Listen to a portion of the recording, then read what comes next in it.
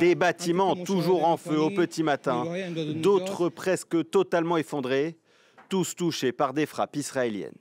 C'est en plein cœur de la nuit que Téhéran était la cible de l'État hébreu.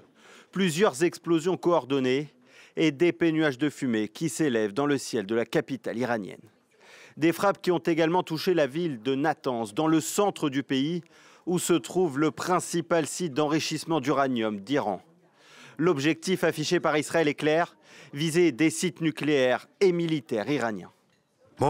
Il y a quelques instants, Israël a lancé l'opération Rising Lion, une opération militaire ciblée pour faire reculer la menace iranienne à la survie même d'Israël. Cette opération se poursuivra aussi longtemps que nécessaire pour supprimer cette menace. Pendant des décennies, les tyrans de Téhéran ont ouvertement et effrontément appelé à la destruction d'Israël.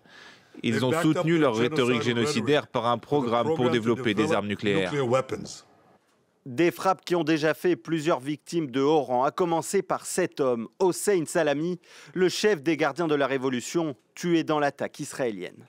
Ces bombardements interviennent alors que les négociations sur le nucléaire iranien entre Téhéran et Washington, en cours depuis plusieurs semaines, devaient reprendre dimanche. Les États-Unis avaient laissé entendre dès jeudi que des frappes israéliennes pourraient survenir rapidement, mais la Maison-Blanche assure ne pas avoir participé à cette attaque. Ce soir, Israël a mené une action unilatérale contre l'Iran. Nous ne sommes pas impliqués dans les frappes contre l'Iran et notre priorité est de protéger les soldats américains dans la région.